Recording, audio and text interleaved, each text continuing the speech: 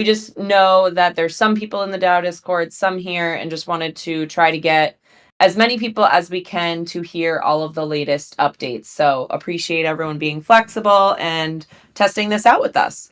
So today we are going to walk through all of our updates that we have to share with everyone. There will be a Slido link. Stoyan, if you don't mind dropping that into the chat. If you have any questions, definitely feel free to add them to the Slido link here. We will focus on those related to this presentation first, and then we will go through and go through any general questions as well. I am going to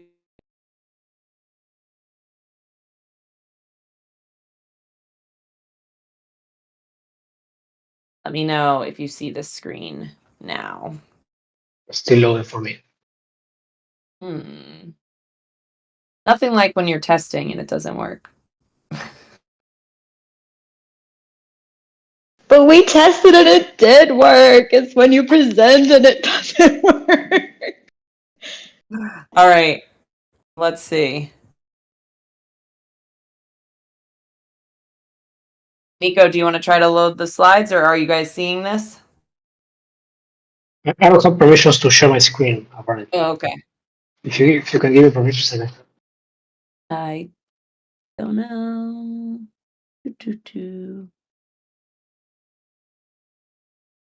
Are you guys seeing my screen yet? No. Oh, what the? Sorry, everyone. Gotta love Discord. Joyon, let me know. Oh, you see it, Ezio? Anyone else yet? It just says general updates. Great. Oh. Seems like half of you are now seeing it. Okay. I can also. We're recording it. I'll start talking. It may load as more people are coming in. Stoyan, do you want to also try and give Nico slide access for him? In the meantime, I will start going. And on the back end, we will try to make that stream. So if you can see, great. I am showing Game Expo results. So just for anyone that joined, we had an amazing, beautiful content in world and on social. So shout out to the content team, all of the people in the community that delivered games, and just all of you for sharing on social media all the fun you were having. I had a blast. I know Dana was having a good time. It was her first event, and you all really delivered in terms of the content we were able to use, showcasing what was happening in world. So that was great. Really appreciate all of that. You will see, oh, we're doing a screen swap. It's coming.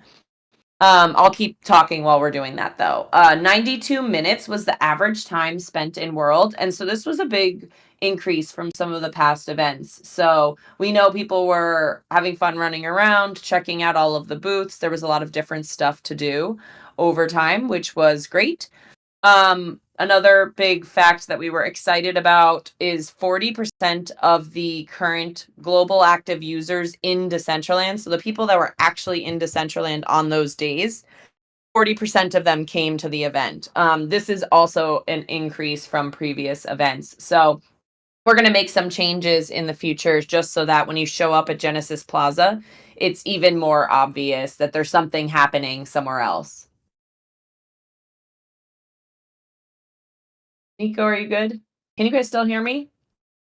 Yeah, we hear you. We're trying with starting to. Okay. Perfect. Nothing exciting to see on the screen, so I'll just keep talking while you do that. 26% new users at the event. So we were really excited to see that as we brought in some partners, their communities came in, said hi. I know all of you were sharing, so I'm sure you brought in some friends and family as well. And this was all just a reminder to everyone. This event was completely organic. So the people that showed up because they saw on social somewhere or our newsletter from one of the communities that we had with the partnership. So kudos to everyone for getting that out there. Slides are not loading at the moment. We are trying to reshare it in a second. So they are coming back. I will reshare, but Nico, if you are able to get permissions, let me know. But I just really know reshared it. how. I will drop and come back. Maybe that fixes. Okay. I reloaded, so hopefully that shows for more people. The other last thing we wanted to share about Game Expo is 20,000 views of the live streams, and the external exhibitors were really excited to partner with us. So these were like the Avagachi, the Klebe Clash, like all of these gaming companies really loved the booth experience, really were excited about all the content the community put out for the event. They love seeing you in their wearables and just being able to share their games with our community. So thank you everyone for doing that and for being a part of it. Many of them have reached out to me now asking, can we do a watch party in Decentraland? What else can we do? So expect to see some of those gaming partners back in the future. Cool. I think we're tech-wise all in a good spot now.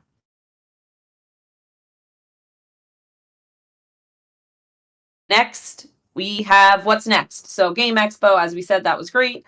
The what's next slide, this is a chart. So it is a little delayed.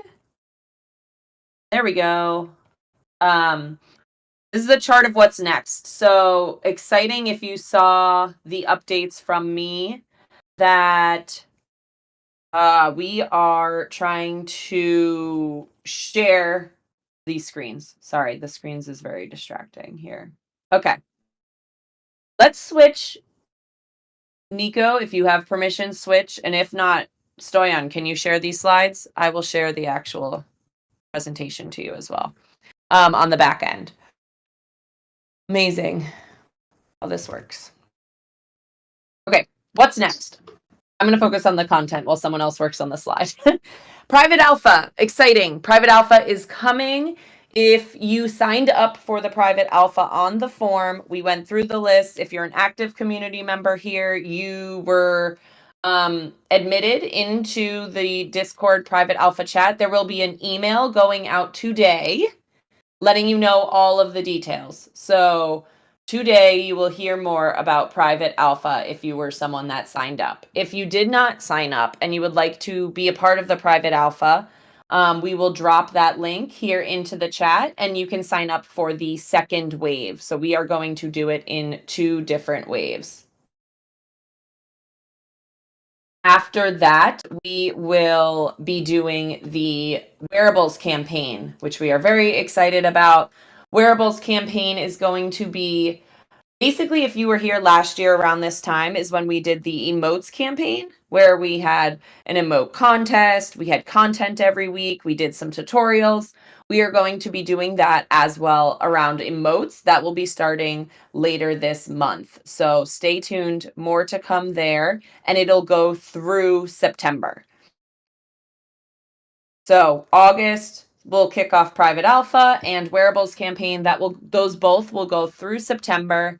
And the big reveal of the public beta launch will be in October. So super excited to share that. We're going to kick off Q4 with a big bang. That will be open to the public. It will be a beta, but that is our plan for October. Get it all ready, get everyone on the new client, and then we can head into November when we will have Music Festival, our first big event in the new client experience, and then end off the year with an amazing holiday season. So for everyone, if you can see this slide, you can see that we are really busy. There's something big happening every month for the rest of this year. Lots of exciting stuff to come. And we will dive in to each of these a little bit more. So the Private Alpha emails that are going out, as I mentioned, wave 1, which is August 12th through August 26th. So we're going to be splitting this into waves. for a few reasons. One, we want to focus testing in very particular areas. So wave 1 is going to be a Windows only test with a certain feature set. So all of that information will be shared on the private Discord for all of the testers. We have about 200 people that are in the private alpha for testing. So we're really excited to get you all in there and to make sure that we can properly test this. The idea being with a private alpha is you all are our super users. We want all of you to come in and to help us identify any bugs you see, what issues you're having, and get to experience it and get excited for what's to come. A note that will be shared in the Discord is for the private alpha. This is going to be for the testing groups. We are going to ask that everyone use all of your restraint in wave 1 and not share anything outside of the group. This is not the time to be sharing on social media. This is the time for testing. We will do a very targeted, explained launch campaign, and everyone that has access, we're going to talk to you about when we do it, how we do it, but we want to make sure that we can do the biggest splash possible. And that's only going to work if we all work together, align on the plan, and do that in a very concerted and intentional way. So I will continue to reiterate this, but yes, Fancy, Lord, give me the strength to hold on sharing. We know there's a lot of really fun sneak peeks from the summit, and we want to keep that as the initial tease, and then a lot of other teases to come. Odd job, great question. Assume we will be signing an NDA. We are going to post in the Discord that it is if you join the private alpha Discord, you assume these responsibilities. So normal community community rules and regulations, in addition to not sharing anything outside of that group. So really excited for that to come. Wave 2 will be September 9th through September 23rd. And this is going to be the Mac plus new features. So some alpha. That version will share some exciting new stuff inside of Decentraland, and we are going to keep that under wraps for now, is what you will see in wave 2. Just sound check. Everyone can hear me still? Any chance on slides? I saw them for a second and then they went away again. Oh, Rip. man. I shared the presentation on a PDF in the chat. Okay, perfect. So everyone, if you missed it, I will share it now again. Kim is currently Thank you. on slide 7. You just finished slide 7, right? Yes. Slide 7. We're good. So private alpha, wave 1, wave 2. And then public beta launch will be everything in October. Everything that you saw in the wave 2 test will all be part of the beta public launch. That is the exciting stuff about the private alpha. Again, email will come today with how you get access. Be sure you're checking your email. And if you know anyone that signed up for this, but they're not in Discord, you have to be in Discord, in the Decentraland Foundation Discord here, in order to be a part of the alpha. That is where we will be sharing all of the important information. Next is Wearables Campaign. All the details here. There will be a wearable contest. More details to come. Blog posts will be coming. Wearable workshop, weekly Wearable Wednesday spaces. So Dana will be reaching out to a lot of people to ensure that we have speakers. You all know what's coming up. And then just like we did in the emotes, we will have a little party with giveaways as well. If you would like to be part of the Wearables campaign and be featured as a Wearables creator, Dana will put those links here in the chat. We're going to do some features about creating wearables, and then some features around what does digital identity mean to you, etc., that type of stuff. So those links are coming in the chat in a few minutes. this is a great way to like get engaged as we are waiting for the new client, obviously. And then I am going to pass the mic to Dana. Yes. I love how Here. this is turned into like an X space. So Yes. you can't see the slides, but if you don't know me yet, my name is Dana, and I came on board like 2 months ago. So I've been a part of the team at Decentraland, working behind the scenes with Kim on the social.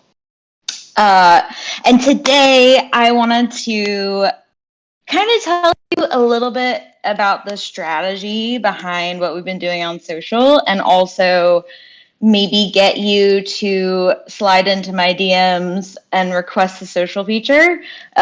We've been trying to do a lot more with creators and people that, and builders in Decentraland, people that make things. And if you haven't been featured yet and you've created something, it's literally just like bandwidth. It's not because like we don't want to feature you. I want to feature you so bad, but like, there's the timeline is endless. So please don't be shy. That's basically what my slides are saying. It's like slide into the DMs, like specifically on X, like we're there all the time. Instagram too. If you're in Discord, I'm checking the social amplification chat daily. Same thing with, tagging us on social, like giving us an @ mention. Trying to do a better job of giving you guys all the comments, all the love, because what you're doing is amazing. So basically, TLDR, like just keep getting on our radar. And if you want a social feature for like a specific campaign, we have some that you can request through a type form, which, as Kim mentioned, like I'm gonna drop all these forms in the chat in a second here. But we have the creator spotlights, which if you're following us on social, like you've seen, we've done one with Dr. Drip, we've done one with Kenji recently. We have some more coming up with Nikki, Doki, a bunch of other people. And yeah, like if you've made something, that's incredible, and you should definitely be celebrated for your work. So please, like, DM me, fill out the form, whatever. And then we're trying to do more with educating people as well. So if you have a tool, like we had the in-world builder and the last slice people take over our feed yesterday, because in-world builder is so helpful for people. So if you have a tool that you've made that helps people create in Decentraland, or if you have like tips for beginners that you want to share with the community, like hit me up. Would love to collaborate with that as well. And then Wearable Wednesday, every Wednesday. Post hasn't gone out yet today, but it will in a second. But yeah, like want to celebrate people's digital identities and how you represent yourself.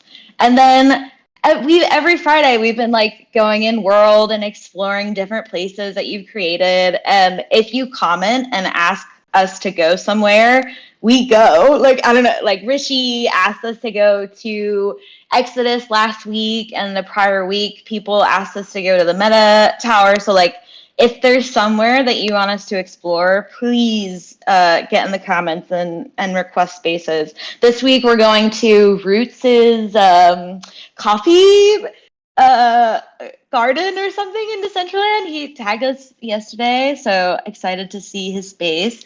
But yeah, that's all I wanted to share, and I'll drop the forms in the chat here, like I said. So excited! I hope that this inspires you to slide into the DMs and keep, at mentioning us so that we can celebrate all of you. And I'm just so happy to like collaborate with you all. Y'all are great. That's it. I can turn it over to the product team now. Thank you, Dana. So let's start with the product section. I'm Nico from the product team, and I will be talking about also together with Nico Earnshaw today. Then I will pass it to him. So let's start. First of all, as always, just a reminder, I'm sharing here the links in the chat. So you can check all the past initiatives that we've been doing since last year and the current ones that we are going to start from Monday on. We are currently about to start cycle 8. So here is the link. And also if you have requests, if it's features, mostly about if you have any problems using the platform, that would be great to hear your feedback there. This time, I just wanted to say sorry that maybe not so many initiatives made it into the cycle 8 because we're focusing on the launch of the new client, which is super exciting for us. Um, so sorry to Doki, Nikki, the guys from the team, and others who submitted requests of the past couple of weeks. Bear with us. The new client is going to be great. So we will resume that as soon as we land. So we put them still there and they are already scope and shape, but maybe we need to wait a little bit. But hopefully the new client is going to be amazing. Kim, I'm raising the presentation. I'm a few slides ahead, so if you can pass a couple of slides, I can continue on top of this. This is what I was saying about the submitted feedback. Then next slide, my sorry request. And this is here passing it to Nico to tell you all the things that were delivered during the past cycle. This slide is okay, Kim. So passing it to you, Kim, Nico. Thanks, Nico. How's everyone? So yeah, great that we can finally see the screen because I have a few short little videos to share. So there's 3 features I'm going to cover now that all have to do with making it possible to use the brand new client as part of the creator experience. So yeah, like we felt it was essential that for creators, they had to be able to see their scenes in the new Explorer while they were creating them. So the first of these 3 features has to do with running a local preview of your scene on the new Explorer. So in order to do that, like it really was a lot of work, a lot more than it might seem in the surface. And we're now at a point where we're almost there. There's a couple of like tiny things to fix, but yeah, right there we're running a scene locally from our local files. In this case, using the command line. But bear with me that in the next video, like we're gonna cover how we can do this in more friendly way. So there, yeah, we run a little thing in the command line, and that just opens the brand new Explorer, running the scene from local files in a way that is very much like the experience that we have today with the web-based client. So next slide, please. The second feature has to do with the brand new editor. So I talked a little bit about this on the last All Hands we had. So we basically have always had, on one hand, the web editor, and the other hand, the desktop editor, which was really a Visual Studio Code extension. And really, you had to choose between 2 very different trade-offs. You either had an easy web experience, which was very limited to just doing no-code stuff, or you had a much more powerful but more challenging experience using Visual Studio. We're going to have something that had the best of 2 worlds, which is a simple, straightforward app that you install without any crazy dependencies. You just install one program, and there you have everything you need to work on your scenes right there. So this also saves us from one of the major pain points that we have with the Visual Studio Code app, that since it's a Visual Studio Code extension, it involved a lot more familiarity with Visual Studio, and not only that, but even node module problems with permissions in your machine and things that really were just advanced for your average non-developer user. So with this, you can just install a program, open it, and it should just work. And yeah, so next slide, please. Third part of this trinity of solutions was the launcher. And the launcher is basically an external program that updates your version of the Explorer and makes sure that you're always up to date whenever you run Decentraland. So the utility of this is beyond just content creators. It's also for users, because we want people to always be on the latest version of Decentraland. So you were just running the little installer. There's a basic common wizard, and then the launcher opens, and here we see the launcher downloading the latest version of Decentraland before it opens. And the idea is that when you are running a preview of Decentraland locally, you're also using the launcher, so you're also always running the preview with the latest version of Decentraland. And this is really this also it solves a very common recurring pain point that we've always had with developing with Decentraland, which is that if you're in an older version of the SDK, you're seeing your preview running with that older version of the Explorer 2. With this, you should always be seeing your scenes just as they will be seen in world. Even if you're working with an older version of the SDK, you should be seeing the stuff just as it will in production. So next slide, please. The next thing we worked on was with with fixing linked wearables, basically. So we talked a little about this on the last all hands as well. So currently, if you want to create a linked wearable, the owners of that linked wearable, or sorry, the producers, the providers of that link variable need to produce an API just to link what NFTs link with what 3D models. So for some cases, there's a single 3D model that maps to all of the collection. In some cases, there's a one-to-one collection. Some cases, there is like more of a complex custom logic. You have to provide an API to do that, which was a major pain point for like many of these creators. Like it wasn't in their skills to launch their own server. Yeah, with this, we are getting rid of all that complexity. And now creators can just use a simple UI and just upload that stuff. They upload the 3D model and they configure UI and they have their link wearable working. And this is also great for the owners of these wearables, people who actually buy the NFTs and wear them. Because this ensures that these APIs are all stable and they're, we're not relying on that each specific content creator that created a linked wearable has to maintain their own APIs over time. Next slide, please. Let's go to slide 25. Which, by the way, I'm not seeing the slides update on my end. I don't know if there's other people seeing the same. But right now on slide 25, it says save overrides in wearables. So basically, this is something for people who are uploading wearables. It's pretty common to run into the problem of having to reconfigure the overrides time and time again. Like if you say are iterating over 20 different tweaks over your wearable until you're finally happy with how it looks, you have to set those overrides 20 times manually each time, which is quite a pain. And with this new feature, we actually remember the overrides you set on the wearable. So as you keep updating and changing the 3D model, we will no longer have to reconfigure those items manually. So that is all for me for now. Let's move on to the next. I believe this is for Unico.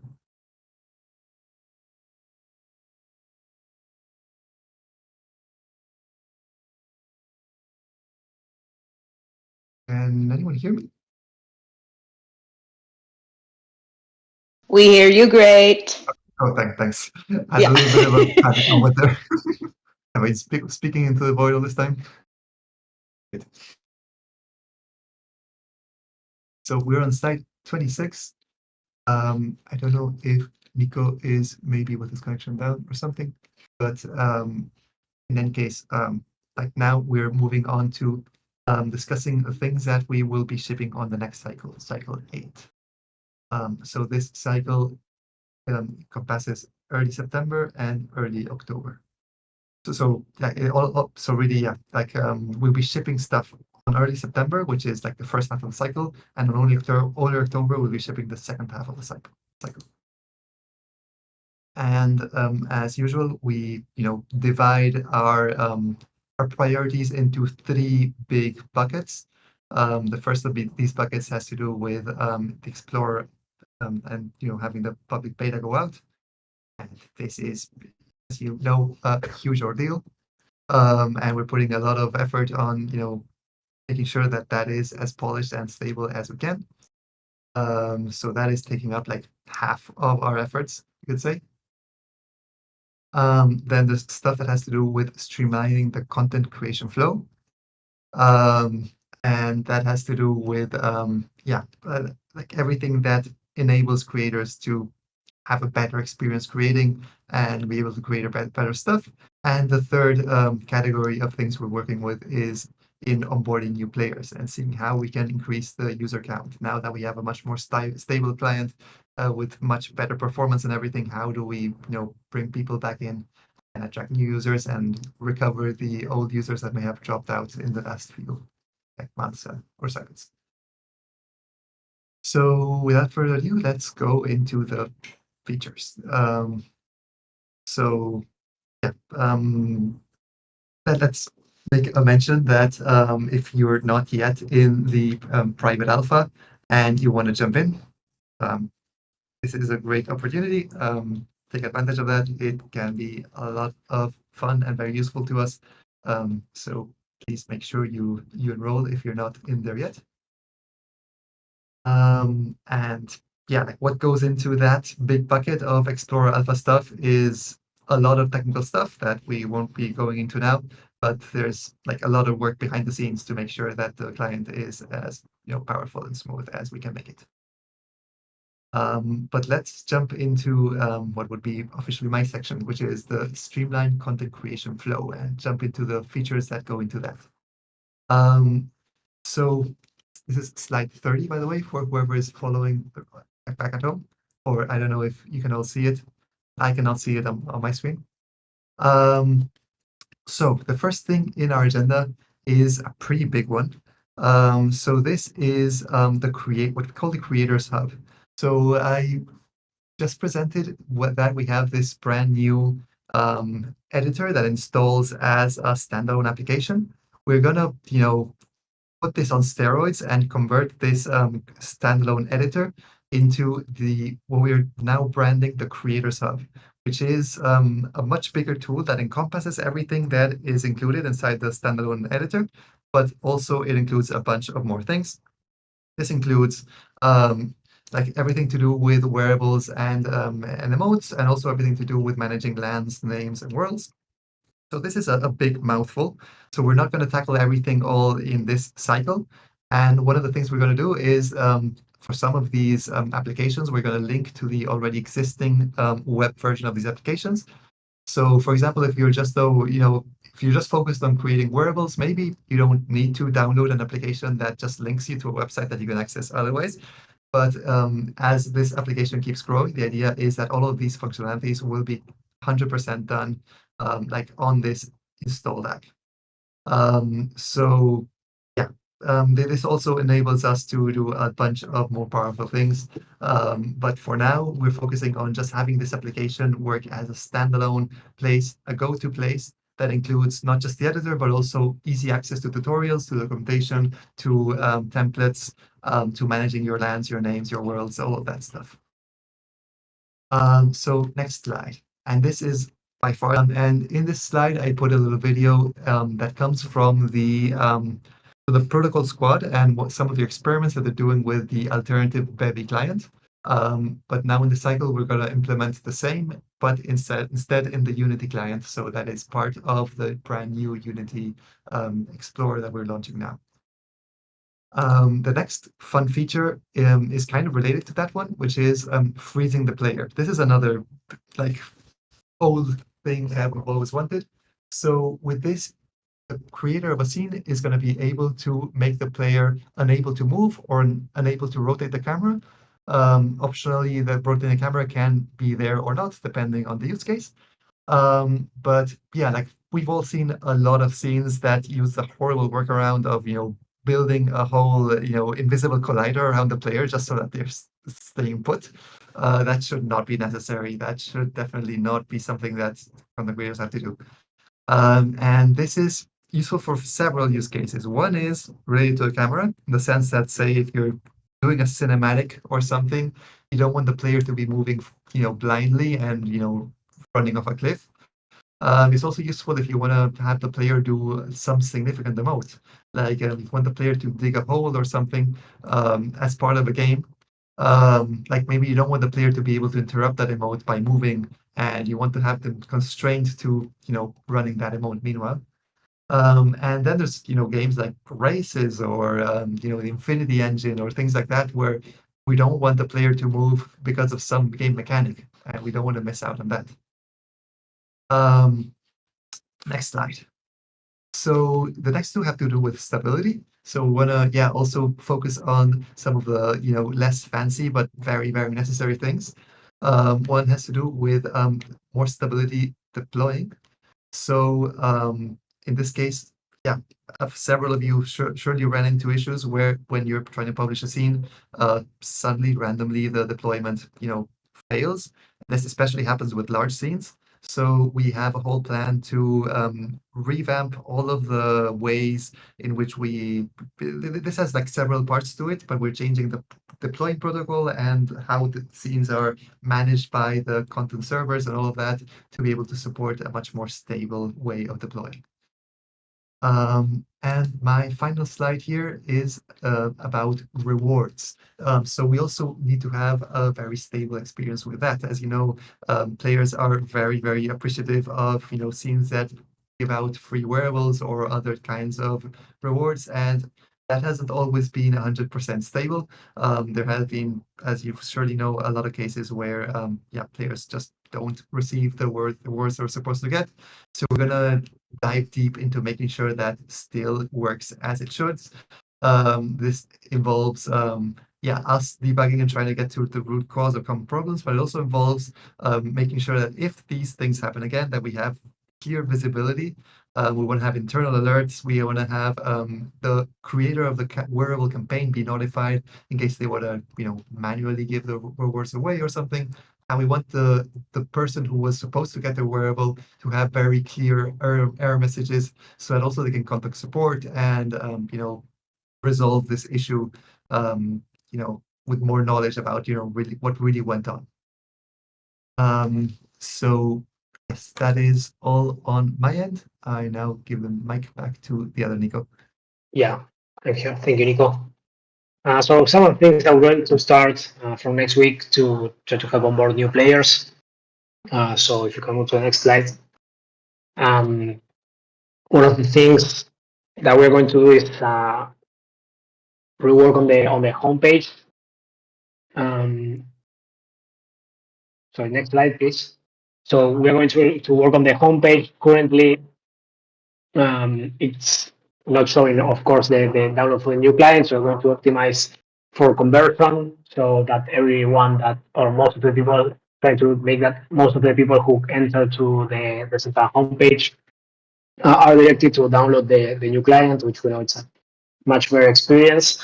Of course, we are still leaving part of the Decentraland ecosystem, like the Creators Hub that Nico, the application that Nico was mentioning before, and also the DAO, but trying to focus really, really heavily on the download of the new client, so we can direct our marketing efforts to downloads.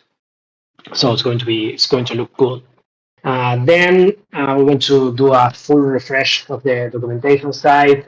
If you're creators and you're working with this, you notice that there's a lot of outdated documentation.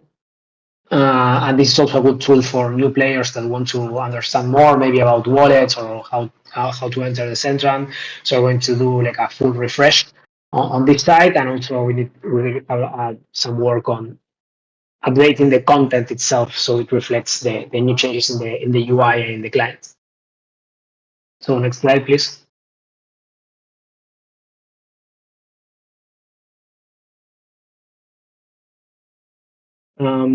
So another thing that we're going to keep doing, we had some progress about this on the previous cycle. After the governance proposal in the DAO to change the link wearables process, we already deliver, I think I was presenting before, I don't know if we were able to see that slide, the ability to match the NFTs with the wearables using a UI from the builder. So there's no longer need to create an API, which was a huge issue for new communities that wanted to join the Decentraland. And then another thing that we're going in the next this next cycle, we're going to complete the migration for the current NFT projects that already have the link wearables on, and also complete the process so anyone can go ahead and submit our wearables by paying for the collection without going through it out. So this would be really cool to onboard new communities to the center and make it way easier. So next slide, please. And the last one, maybe this is not something that we can help really us directly to onboard new people to the center, but it's a tool for all creators in the marketplace. I mentioned this before. This was a long process because we are changing the smart contract in the marketplace. So the new one will allow us to create a lot of interesting mechanics like discounts, promotional codes, doing a hot sale for a short period of time, bundling items, swapping items, maybe trading. It could be a combination of mana and an item for another item. So it's really flexible and will allow us to. It's an investment that will allow us to have a lot of flexibility to help you sell more. That's the end objective. So we're going to do the final implementation of the new smart contract, and then we'll start to progressively add these new features. So if there's, I think I said this on the last call, but if there's any mechanic that it will really help you sell more in the marketplace, like discounts or bundles or whatever it is, please share it in the feedback form in Canny so we can check it out, scope it, prioritize it, and make it a reality as soon as we can. So that's it from my side. I think we're already on the Q&A.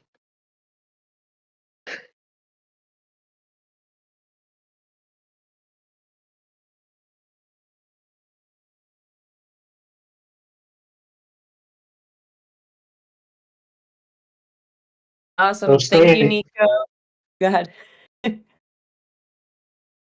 Yeah, I was telling Stoyan that he's on mute, but I don't know if you're going to go ahead with the questions. Just bear with me for a second. Oh. The Binance one, no, I don't know. I don't know much about that. I can't speak from the legal side. But we are here. We are building.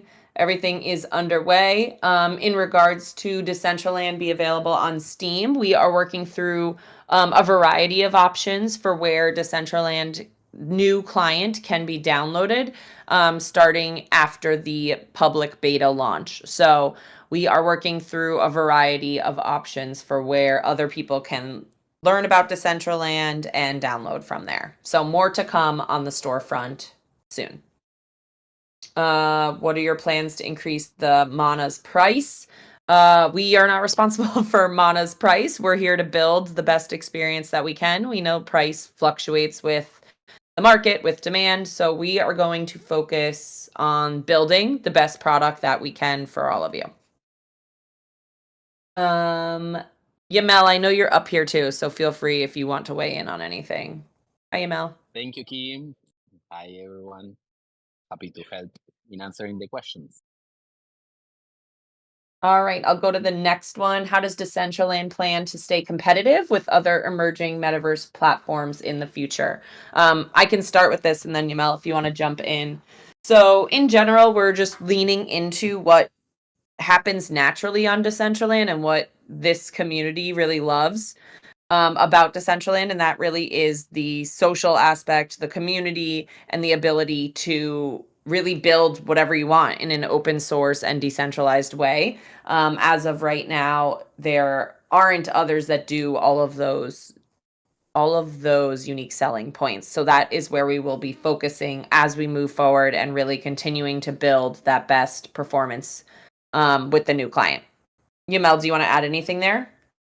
Yeah, sure. Thank you, Kim. On top of that, there is a unique point of Decentraland that I haven't seen in any competitor out there.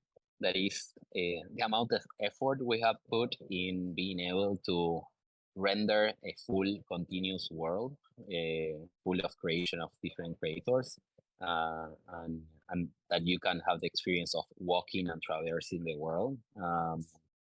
So I haven't seen any other metaverse project out there with that capability. And now with a new client that you can see far away, and there are different engagement mechanics to actually go and explore I think that's a unique selling point compared to other metaverses. And now that our new client is ready, first for desktop, but next year the plan is to go to other platforms. I think that will give a more competitive advantage. Hope the VR the VR segment can see something really new with Decentraland and getting into that platform as well. Awesome. Thanks, Emel.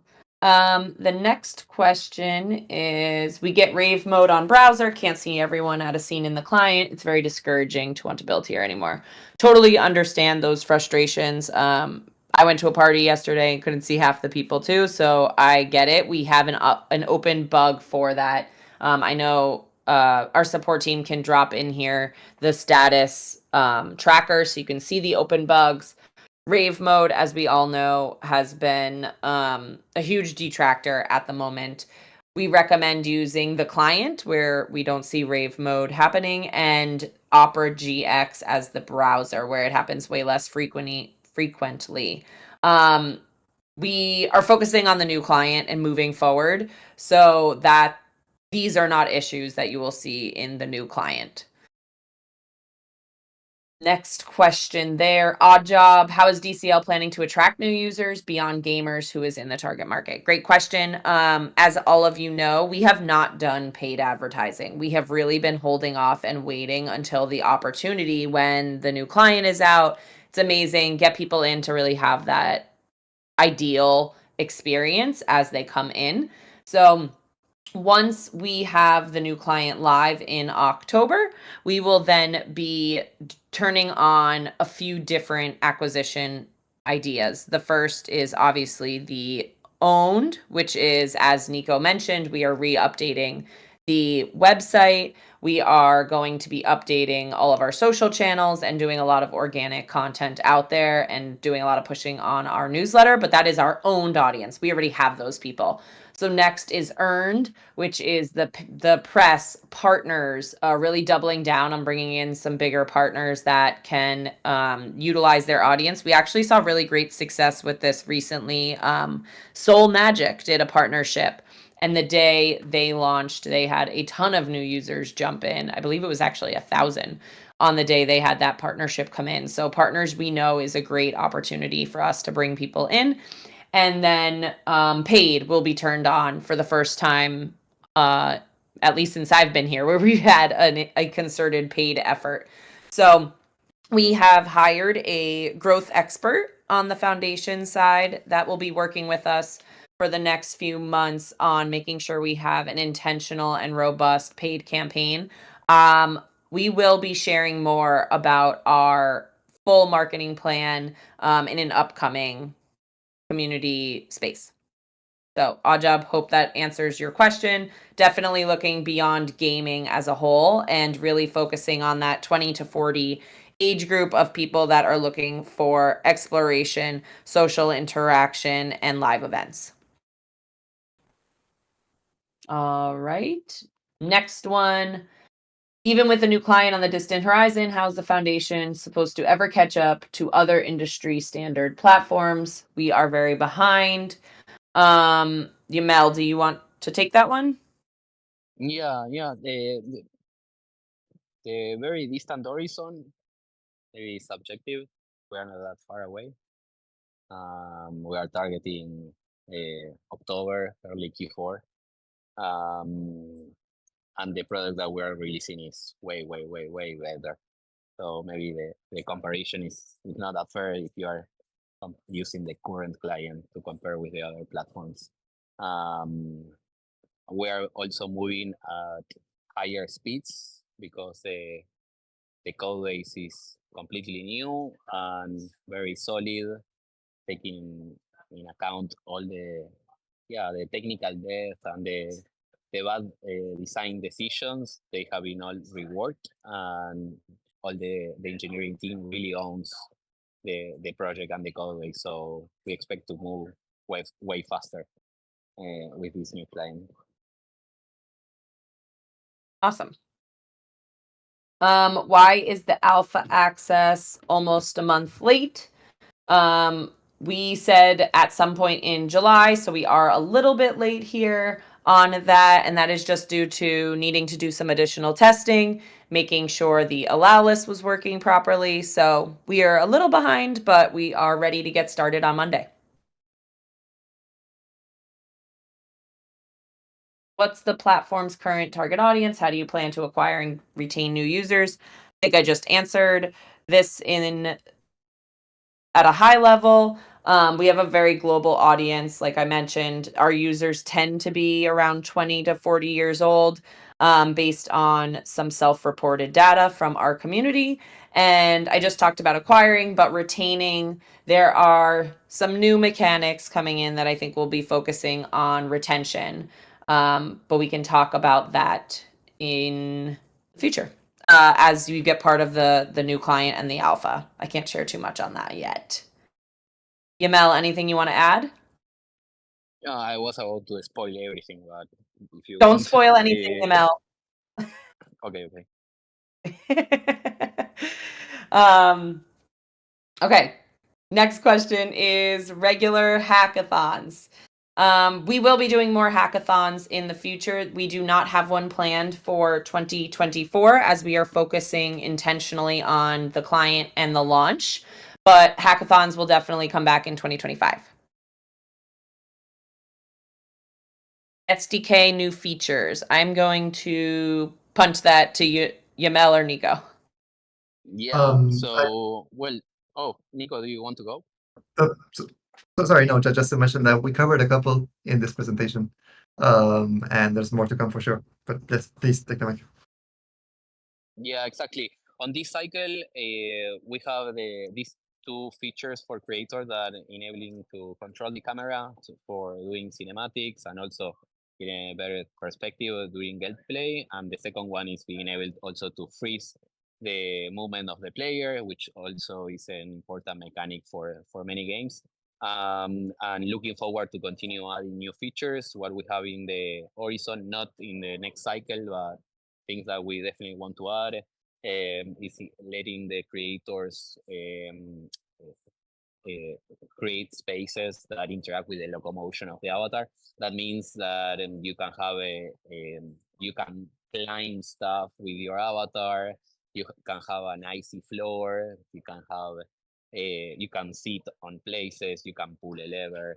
Those are things that are long overdue, and we're ready to tackle this after the launch. Great. The next question is when VR?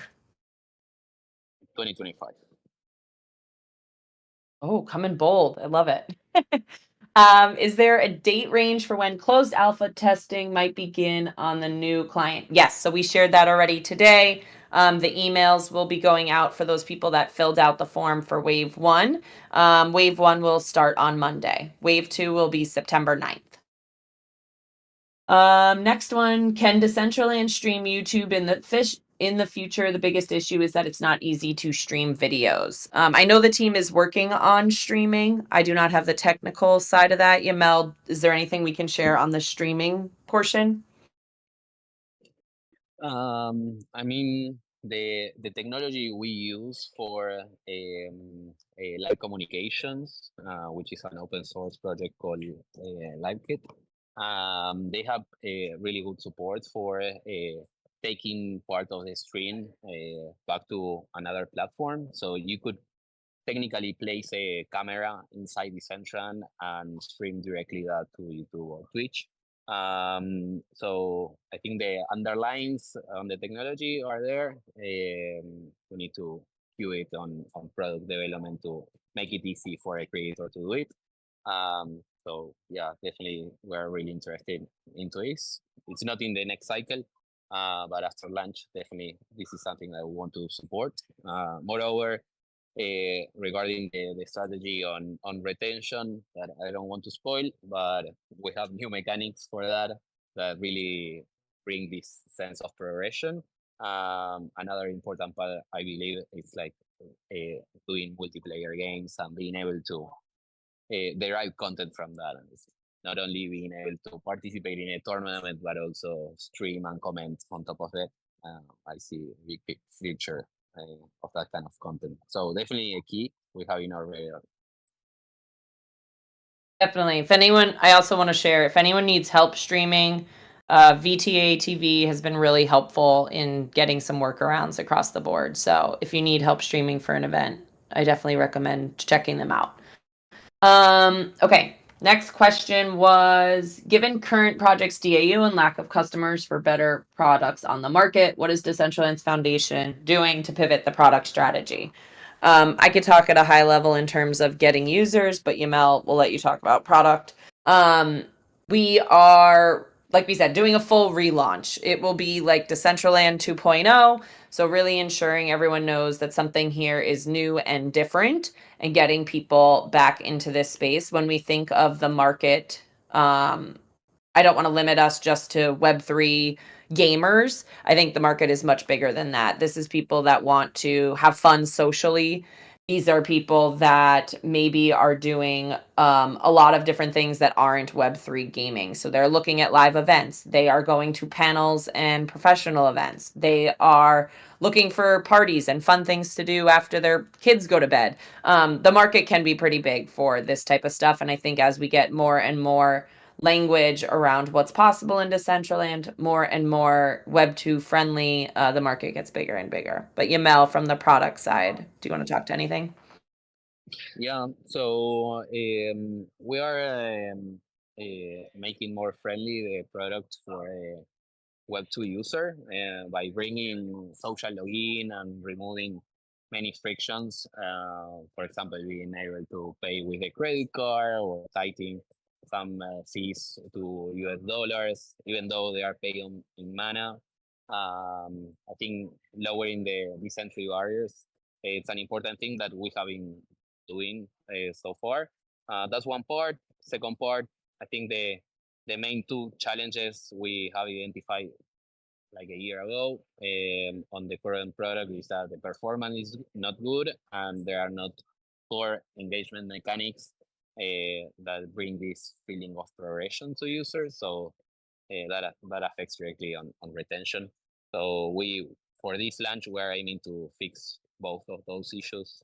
So performance, it's critical, and we do have engagement mechanics for that we hope will bring more retention to a new user.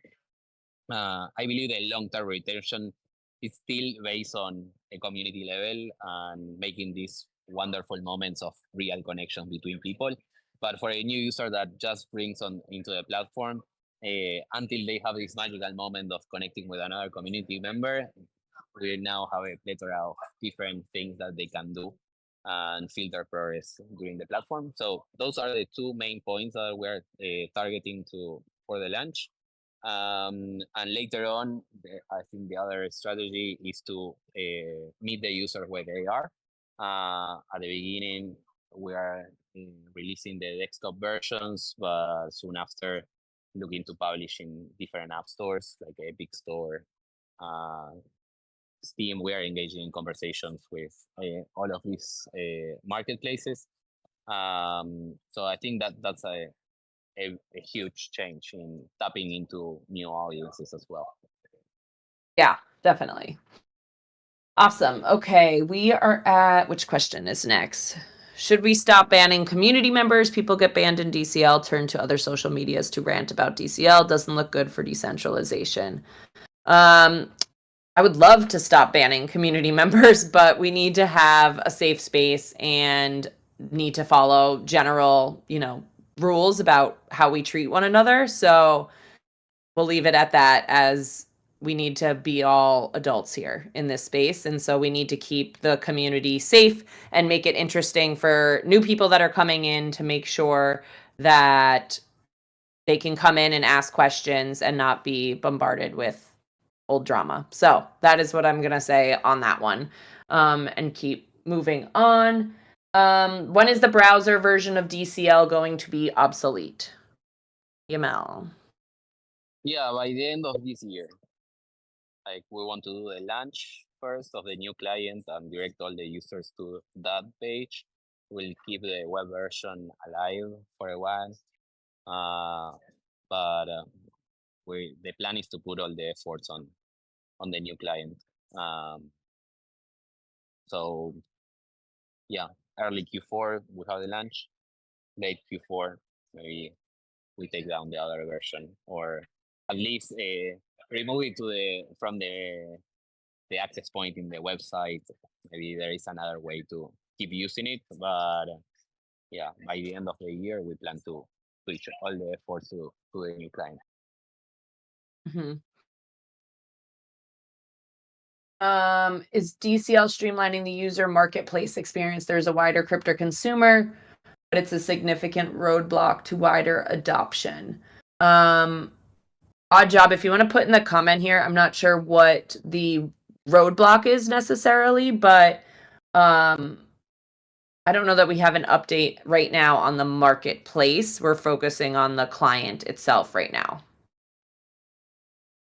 Odd job, too many clicks to make a purchase. I will punt that to Nico's team to look at, but we'll take note. Next is, will base avatar wearables such as new hair, face elements, accessories be added with a PBR texture to clarify with new design and variations? I do not know that answer. Yamel, do you? Yeah, so we have a new shader or new implementation of rendering avatars in the new client, which is PBR ready. We are not enabling just yet creators to use PBR. We have been discussing about having this ready by like Fashion Week next year in March. So yeah, hopefully we can have PBR wearables very early next year, like in January, and get ready for fashion. We are also planning for 2025 to have new avatars that are ready for VR as well. Yeah, there are so many innovations in the space of VRM, like getting more compatibility in that sense, and bringing a new standard for avatars. Something we are really looking forward to have next year. Great. Does Decentraland plan to enhance usability for building, making it as intuitive as The Sims, where users can easily create complex environments? So Nico, yes, yeah, go ahead. we want to get to that point. It's a process, but a lot of the things we have planned are steps to get there, to make the standalone editor that I presented today more and more usable as much as we can. So yeah, we do have a vision to get to that point, but we're gonna have like have both things. We're gonna have an easy, basic no-code experience, but also the ability to jump under the hood and customize things a lot deeper. Cool. How is the current financial health of the project, considering the token is one of its lowest points ever? Yamel, do you want to cover that at a high level? Yeah. So Decentraland Foundation has enough cash in US dollars to cover the operational cost of running the whole organization for more than 2 years without selling any mana. So that gives us a lot of peace of mind that we can continue building. And then we have the vesting contract till 2030.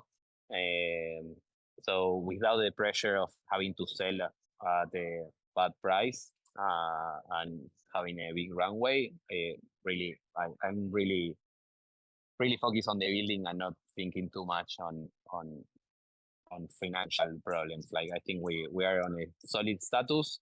And on the other side, there is the DAO, which has also a big treasury. And sadly, there are so many lessons learned about running the grants program. And hopefully there is a big initiative of rebooting the DAO. There is a meeting in Lisbon the first week of September. I don't know if you heard about it.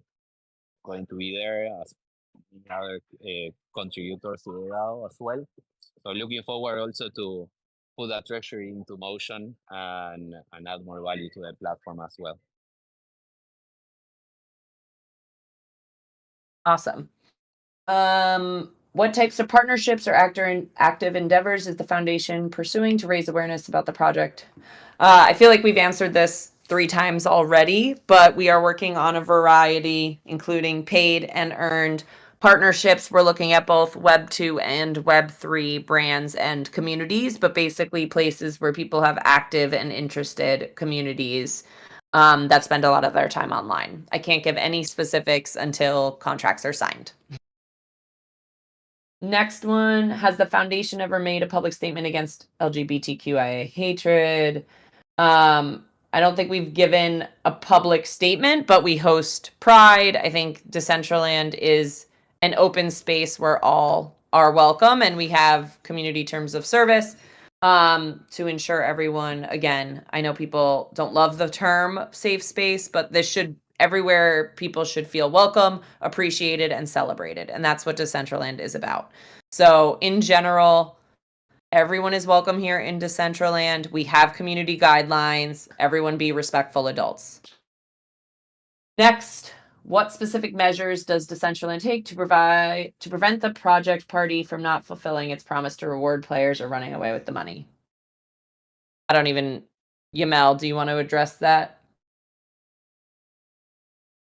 I'm not exactly sure of the question, but I'm not sure about the question either. Prevent the project party from not fulfilling its promise or rewards to players. I'm not sure. I think, Is this a DAO related question? yeah, I don't think so. I am not sure, but if you're talking about the foundation, everyone here is here because they believe in the mission. And so we are here building the mission because we believe in it, and we're not going anywhere anytime soon. As Yamel mentioned, there's enough funding in USD cash to continue this project. Okay. The top question, I'm going to focus on questions that we haven't touched yet or are moving into new topics focused on the future development. So some event listeners are currently not working in SDK 7. Will these be fixed in the browser, or is the top priority to get everything working in the new client? Yamel, I'll let you talk about this, but we have recommended multiple times that everyone should be using SDK 7 for optimal builds in the new client. Yamel, anything else you want to add there? Yeah, SDK 7 is the standard for creating content in Decentraland. The new client has full support for SDK 7 content. For content in SDK 6, for the moment of launch, we'll have a representation, a static representation of the scene. But like the UI and the code and like animation, that won't work. So if you have a scene in SDK 6, people will be able to see a representation of your scene, but you need to migrate. There is an interesting project developed by the Protocol Squad, funded by the DAO, that they have like a bridge that enable the 6 content to be automatically transferred to SDK 7. But it's quite experimental and not sure it's production ready. So for the launch, we focus on only SDK 7, and we really encourage that everyone migrate to that because all the new features are coming to SDK 7 only. And Yamel, one clarifying point they mentioned is they didn't mean SDK 6 versus SDK 7. They meant some SDK 7 features are not working. Is the top priority to get these fixed? They haven't worked since the SDK 6 launch. Yeah, totally. We should expect 100% compatibility in SDK 7 in the new client. For a really browser, the current version of the client is very low in our in the priorities, and I don't know if maybe hard to understand, but managing 2 different projects is really hard. And the technical debt that the current client has make it really difficult and really slow to make a change. for example, Brave Mode, we invested many hours of our engineers, and the resolution is like, okay, we need to upgrade all the project to Unity, the newest version of Unity, which has a lot of yeah. So what is think wiser is to put the effort in the new client. Yes, just to add, a lot of times when we say that something is broken on the SDK, it's really broken on how the Explorer interprets the SDK. And yeah, as Jamal was saying, like we're putting our efforts more on fixing things in the new client rather than the old client. I think we answered that one.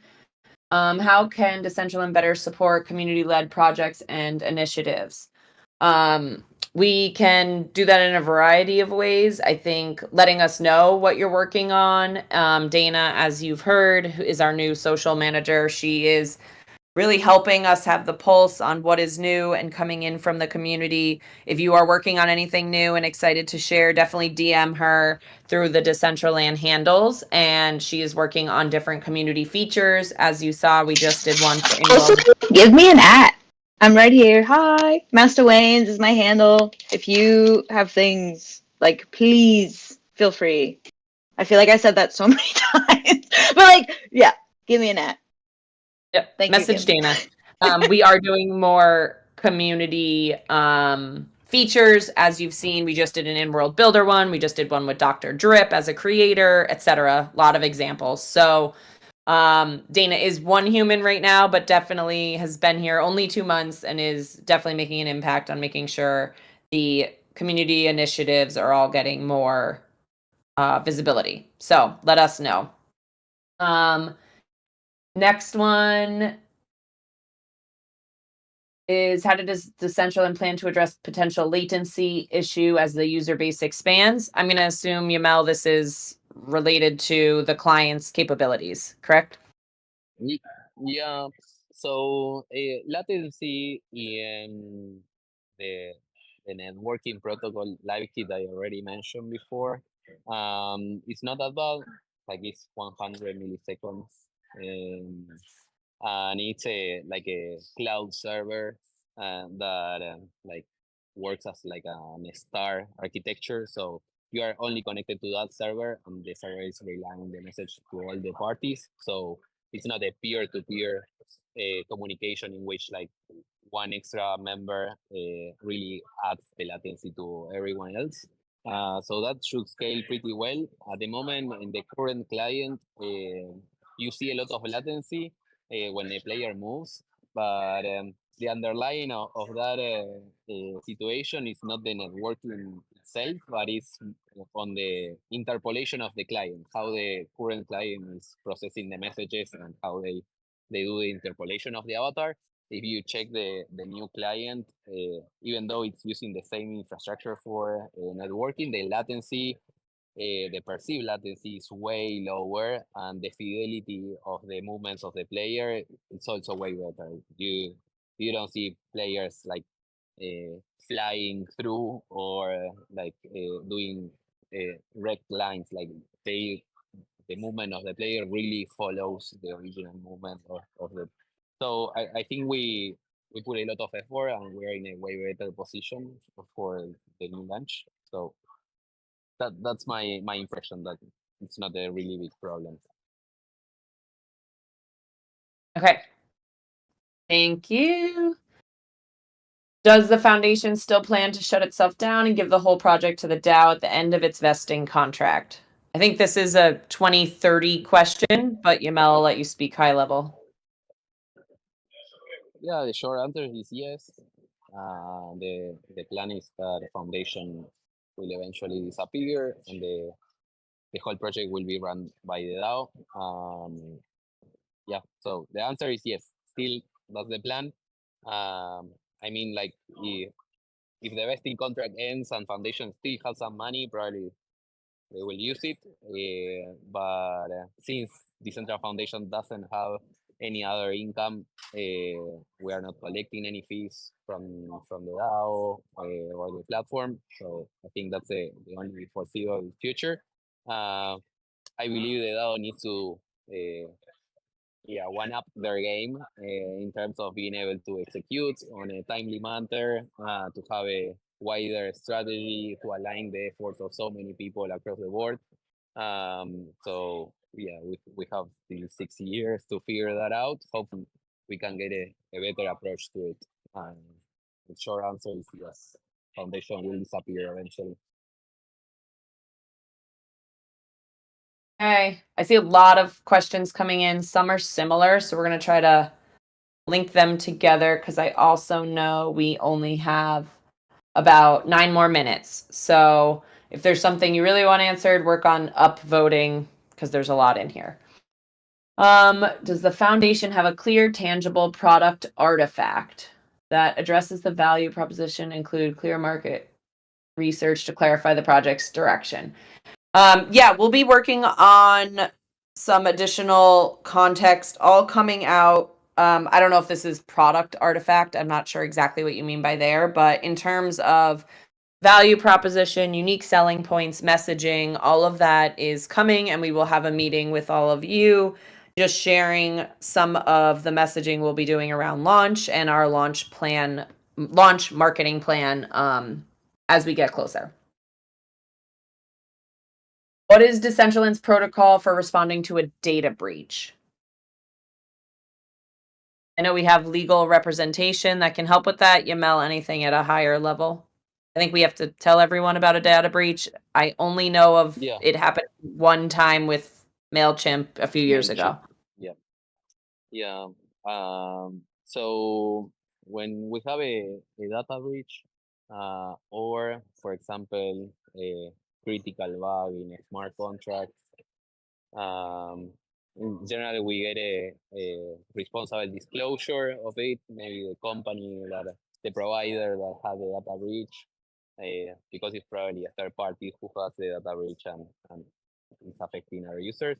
So we receive the communication in case of a critical bug in a smart contract. We also receive like a private communication from the white hacker.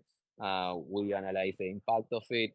If there is something that we can do, we will take measures on it. For example, deploying an updated version of it. If it involves a smart contract, the security advisory board probably will be involved in addressing this in a timely manner. There was an example, I think 2 years ago, on a bug on the land registry, and the security advisory board, in a matter of a day, they gather all together, fix the contract, and deploy a new version. And after the internal assessment and any measures that we can take are done, we will continue with the public disclosure of the incident.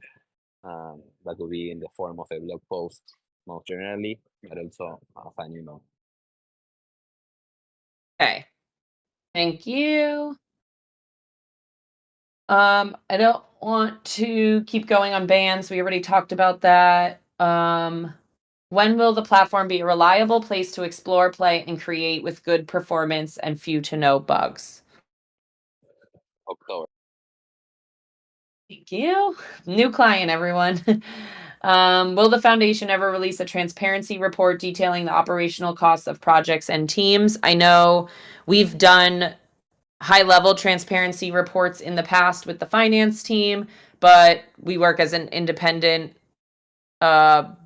business. I know that's kind of how we've said it in the past, so we will not do breakdowns of different teams. Yamel, anything you want to add?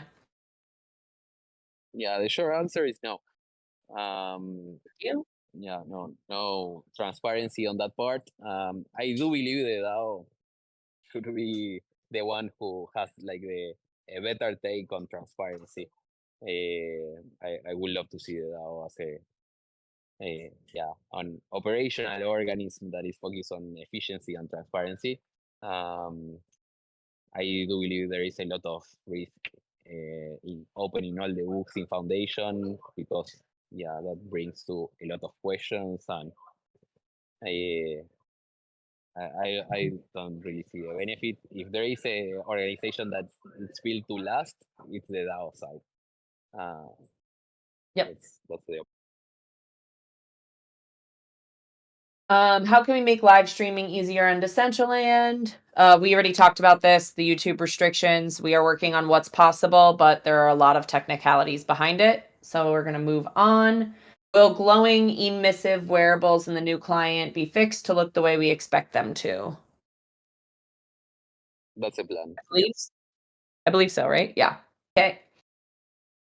Doesn't the new linked wearables API absolutely destroy the flexibility of linked wearables? I don't believe so, but I am not an API expert. Yamel?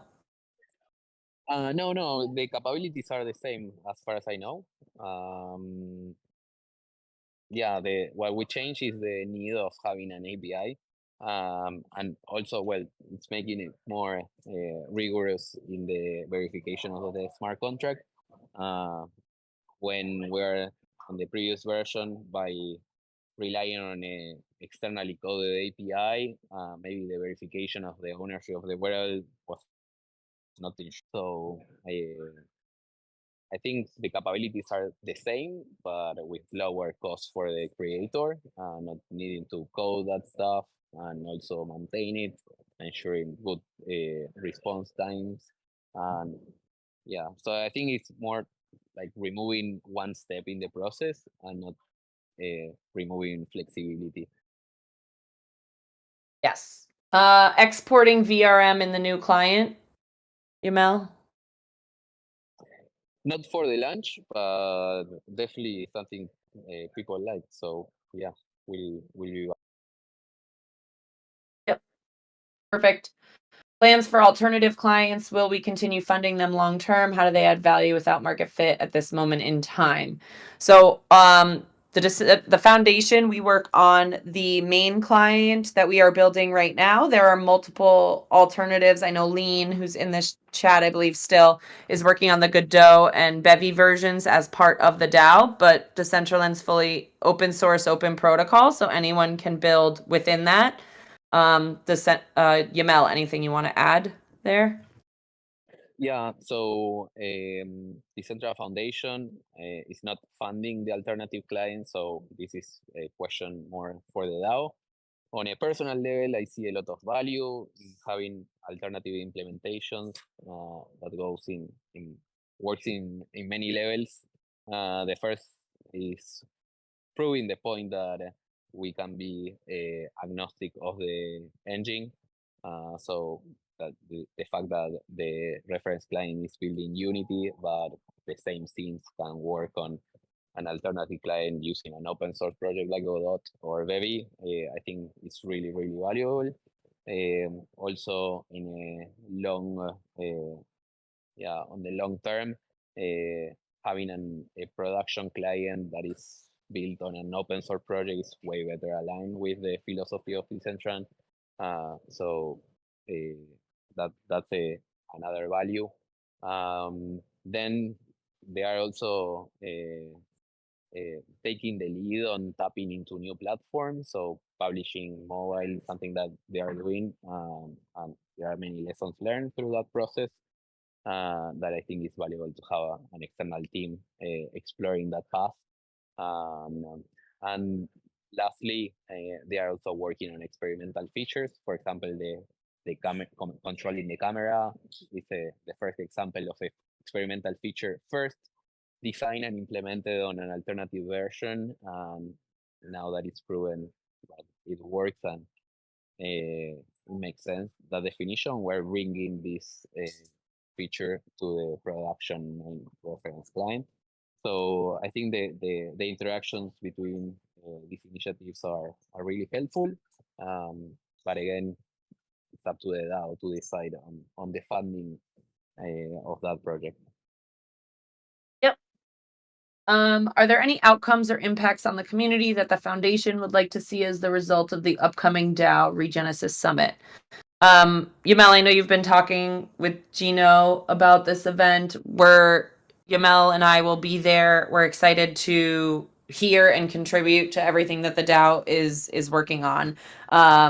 Yamel, do you want to talk any further about that?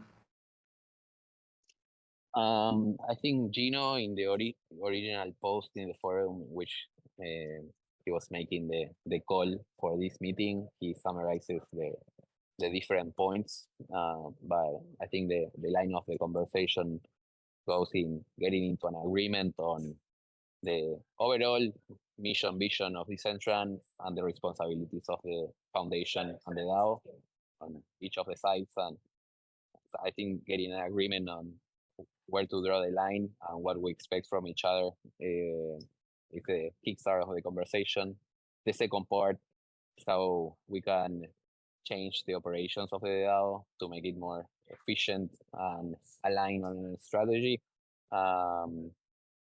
Yeah, nowadays we are all aware of many problems in efficiency and the reactiveness of the current system. So I think reworking and building a more efficient structure that can operate and in a timely manner, I think that's the second point. Third point is how we should fund projects. So how the funding should work. And we also have a lot of lessons learned regarding the grants program. In these 3 years has been like 40 million and almost 300 projects funded. Yeah, bringing a new version of it. Next point of conversation is the code of conduct and also moderation. Not only about the rules, but what's the playbook, how far we should go with this, who is accountable for that. I think that's a big part of it. Yeah, maybe I'm missing one of the point, but you can go and check the original post from Gino. Yeah, those are the points, like the outcomes of that. We'll see what happened. But really looking forward for that conversation. Yeah, I think it'll be a great time. I'm excited. We're excited to have a lot of people together in real life. I know not everyone can join, but as much as we can get done, I know that I personally felt like the in-person summit for the foundation side was really helpful to get a lot of side conversations and just make progress in general. So really excited for that to happen. Next question. Is there any plan to have a reasonable incentive system for players, creators, voters, and landowners? This is definitely something we're talking about on the foundation side and the DAO, and I think will be a great conversation for the summit as well. So we will continue to talk about it. I think different incentive programs for different parts of our contributors makes sense. So more to come. We're looking at them. We're open to ideas, and this can also be something brought through the DAO. Decentraland DAO is the only one. Yeah. This is a DAO question, so we can move to the DAO. Go ahead, Yamel. Sorry.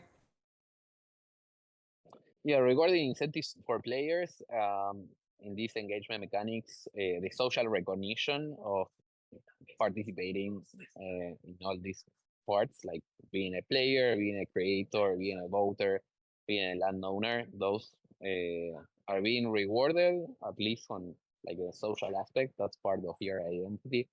There is a progression there that can be visible and you can be proud of. So that's the first step into rewarding these users and that progress, making it part of your own identity. We are not talking about a financial incentive just yet, but yeah, again, maybe the DAO Summit is a good place to. Yep. There are a few questions here related to the DAO. So HP, I know you said you'll carry some of them over. This is about delegation sliders, etc. Based on the answers, remains relevant or compete with more advanced platforms with clear use cases. I don't think there's a question here. Is there plans to make a small distance in new client between parcels and estates to avoid bugs, distortions, and have a space to walk between? Yamel, I don't know that answer. I'm not sure if I understand the question. Me neither. I don't either. But if you can clarify in the comments, let me know. But I think in general, definitely working on ensuring performance is optimized in the new client. I don't know if there's a specific question around the parcel estate, but let us know in support and our team can help get an answer. Gambling Probably- license. Yeah, maybe I'm reading between the lines, but maybe the question is about like leaving a gap between scene and scene, like between a land and another land. We don't have it in plans. Okay. Uh, They're asking for roads between parcels and estates. Is the question. To my knowledge, not at the moment, at least. We have 4 minutes left, so if there are questions you definitely want answered, come in and upvote. We will focus on ones that are serious questions. Oh, the status of the mute avatar project. Oddjob, I can follow up and check on that status. I don't know it at the moment, but I'll follow up with you on that one. I know we had built on the back end the mute for sure. I know they were working on the ensuring you don't see them and they don't see you portion. So stay tuned there. With the new client optimization improvements, will the size of the parcels be increased? Or the size of the file size limitations? Parcels used to be 10 by 10 by 10. I don't believe parcels aren't changing. I don't know about file sizes at all. Yamel? we don't have plans to increase the size of a parcel. Yeah. And regarding file size of limitations, not sure if we have something planned. I know that we have an initiative to make it easier to deploy big scenes. Sometimes the deploy fails if like you have big assets. So the deployment of big scenes are being improved at the moment. Increasing the size limits, something that we should review later on.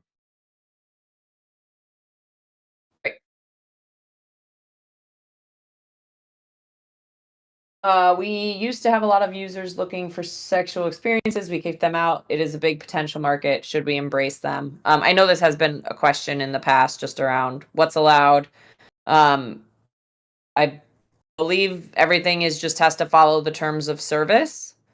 We are not going out looking for any particular types of experiences in terms of bringing users in. I don't know any other context in terms of kicking them out. This question I know has come up about the land buffer, so that the ocean in the new client is still two parcels away from the land bordering the map. This is a canny request. Last I heard, there is a reason we need to keep that buffer. I can go back and look at the canny from our team. Yamel, do you have any other context on why we need the buffer between the land and the ocean? The community was asking because people wanted oceanfront property on the edges. That's nice. Maybe having a port and a boat as well. Yeah, exactly. Yeah, sounds like really interesting. No, I don't have the insights on the rationale of having that buffer. Probably can be removed. Yeah, we'll talk to the team and get an answer on that one. I know Alvaro told me there was a reason, and I will find out, Canessa, and get back to you.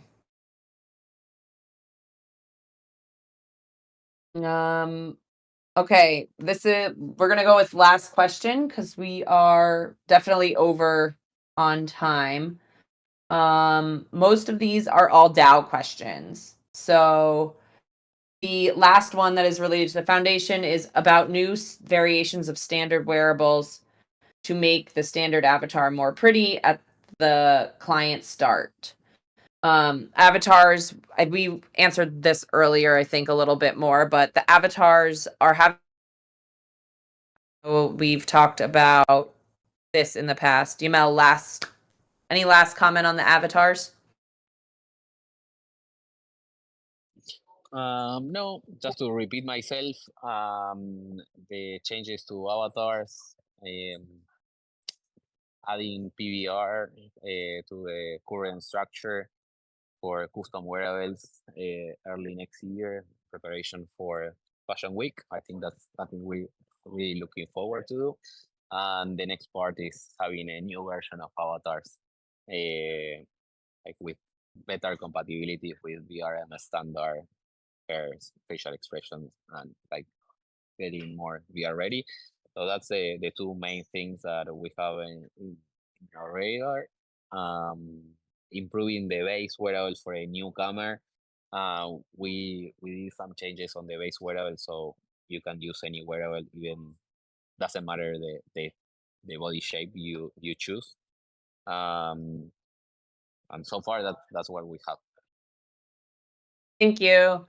Sorry, everyone, realizing we are over at time already. Thank you all for joining. If you have any questions, the team is here in the Discord. We can continue to answer async for any that have a lot of upvotes. Thank you all for joining again.